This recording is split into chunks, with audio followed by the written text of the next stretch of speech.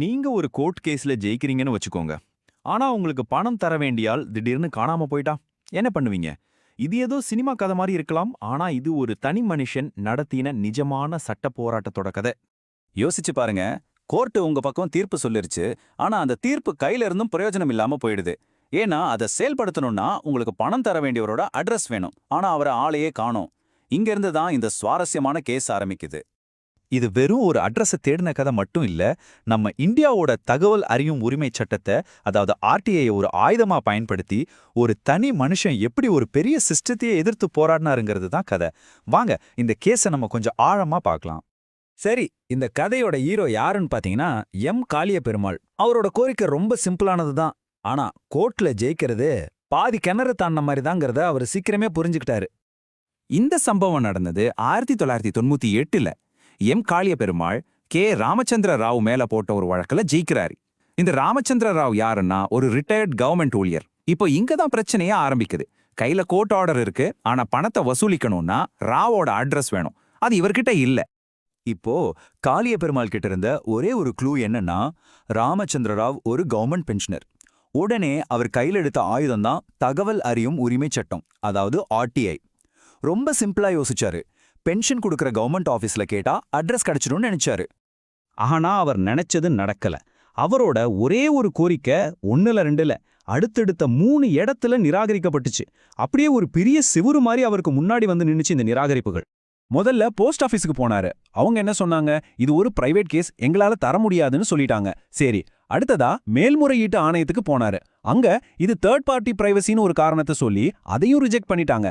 கடைசியா தகவல் ஆணையத்துக்கிட்ட போனா அவங்க இதுல எந்த பொதுநலனும் இல்லைன்னு சொல்லி கை விரிச்சிட்டாங்க. பாருங்க, போற இடமெல்லாம் அவருக்கு ஏமாற்றம் தான். இந்த எல்லா நிராகரிப்புகளுக்கும் பின்னாடி ஒரு முக்கியமான சட்ட போராட்டம் ஒளிஞ்சிருந்துச்சு. அதாவது தனிநபர் தனியுரிமை பெருசா இல்ல பொதுநலன் பெருசா அப்படிங்கிற ஒரு பெரிய கேள்வி. ஒரு பக்கம் கவர்மெண்ட் என்ன சொல்லுச்சுன்னா, ஒருத்தரோட அட்ரஸ்ங்கிறது அவரோட பர்சனல் விஷயம், அதை வெளியே சொல்றது அவரோட பிரைவசியை மீறுற மாதிரி அப்படின்னு சொன்னாங்க. ஆனா இன்னொரு பக்கம் காளிய பெருமாள் என்ன கேட்டாரு? கோர்ட் கொடுத்த தீர்ப்பை செயல்படுத்துறது எப்படிங்க தனிப்பட்ட விஷயமாகும்? நீதியை நிலைநாட்டுறதே ஒரு பொதுநலன்தான்னு அவர் ரொம்ப உறுதியா வாதிட்டாரு. சரி, இந்த கவர்மெண்ட் ஆஃபீஸ்லாம் எந்த சட்டத்தை வச்சு இப்படி மறுத்தாங்கன்னா, அது ஆர்டிஐ சட்டத்தில் இருக்கிற செக்ஷன் 81J. சிம்பிளா சொல்லணும்னா, பொதுநலனுக்கு சம்பந்தம் இல்லாத இல்ல ஒருத்தரோட பிரைவசியை ரொம்ப பாதிக்கிற தனிப்பட்ட தகவல்களை கொடுக்க வேண்டியதில்லைன்னு இந்த செக்ஷன் சொல்லுது. ஆனா அதே செக்ஷன்ல ஒரு சின்ன ஆனா ரொம்ப ரொம்ப முக்கியமான விதிவிலக்கு ஒன்று இருந்துச்சு. அதாவது ஒரு பெரிய பொதுநலன் இருக்குன்னு அதிகாரிக்கு தோணுச்சுன்னா அந்த தகவலை தாராளமா கொடுக்கலான்னு அது சொல்லுச்சு. இந்த ஒரு வரி தான் இந்த மொத்த கேஸோட போக்கையே நாத்தி போட்டுச்சு. கடைசியா இந்த வழக்கு சென்னை ஹைகோர்ட்டுக்கு போச்சு. அங்கதான் நீதிபதி சந்துரு என்ட்ராகிறாரு. அவர் இந்த பொதுநலனுங்கிற வார்த்தைக்கே ஒரு புது ரொம்ப விரிவான அர்த்தத்தை கொடுத்தாரு. ஹைகோர்ட் இந்த கேஸ 2 பேருக்கு நடுவுல இருக்கிற ஒரு தனிப்பட்ட பிரச்சனையா மட்டும் பார்க்கல. அதுக்கு பதிலா ஒரு பெரிய கேள்வியை கேட்டாங்க. இங்க நிஜமான பொதுநலன்னா என்ன?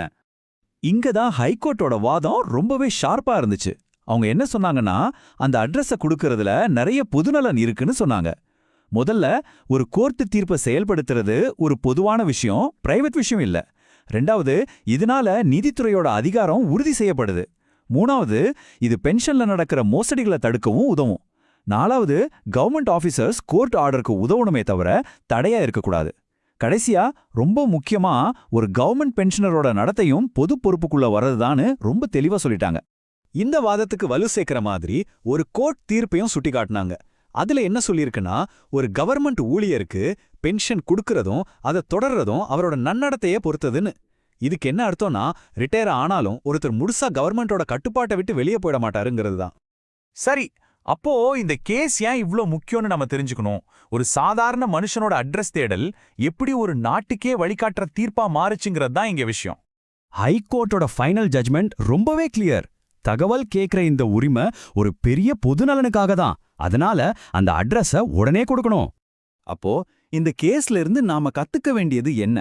முதல்ல, பொதுநலன்கிறத குறுகலா பார்க்கக்கூடாது, ரொம்ப விஷாலமா பார்க்கணும். 2வது, நீதியை நிலைநாட்டுறதே ஒரு பெரிய பொதுநலன் தான். 3வது, ஒரு பெரிய பொது நன்மைக்காக சில நேரங்கள்ல தனிநபர் தனி உரிமையை தள்ளி வைக்கலாம்.